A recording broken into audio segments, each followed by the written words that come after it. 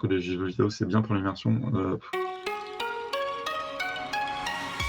ça dépend en fait, le jeu vidéo, c'est très large comme, domaine. Il y a beaucoup de jeux différents, donc ça va beaucoup dépendre du jeu. Évidemment, si vous jouez à Tetris en japonais, vous vous doutez que c'est pas ouf, quoi.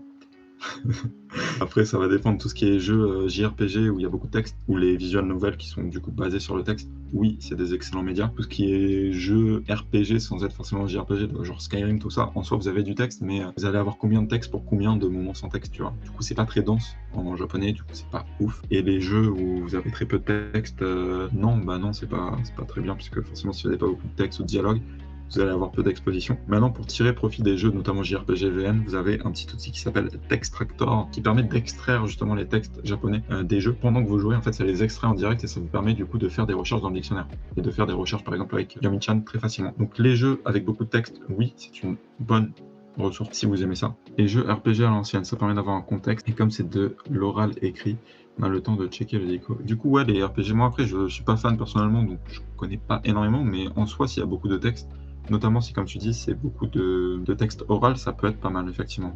Après, la question, c'est est-ce qu'il y a les kanji avec? Parce que je sais qu'il y a des jeux genre Pokémon, c'est full hiragana, ce qui peut être assez galère. Voilà.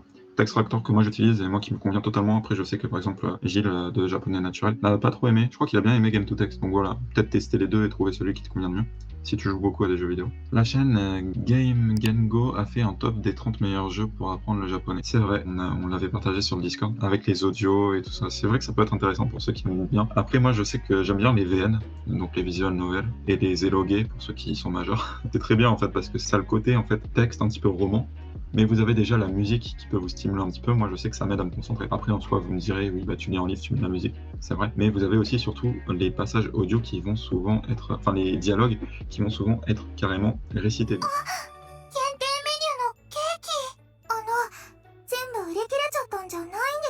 Donc, ils sont écrits et récités. Et vous avez toute la narration, souvent, qui n'est pas narrée, justement. Donc, que vous devez lire. Et en fait, ça aide à vous garder engagé, je trouve, dans l'histoire. Parce que, en gros, vous allez lire, je sais pas, pendant 2 minutes du texte de narration, puis vous allez avoir un dialogue, et au lieu de vous dire, bah, j'abandonne, en fait, vous entendez l'audio, et genre, ça facilite le truc, tu vois. Et du coup, c'est beaucoup plus facile, je trouve, d'enchaîner en visual novel que d'enchaîner, par exemple, des web novels ou des light novels. Donc, ça peut être vraiment pas mal, hein, les visual novels, pour ceux qui ont un peu du mal avec la lecture, c'est un truc que je vous recommande aussi. Et souvent, dans tout ce qui est élogué, le personnage principal non plus ne sera pas doublé. Toutes les filles, souvent, seront doublées. Les personnages masculins pas tout le temps et souvent le héros principal ne sera pas doublé. Du coup, ça fait vraiment une bonne contrepartie entre les deux. Il y a beaucoup de texte, mais il y a aussi beaucoup de dialogue qui est en texte et en audio directement.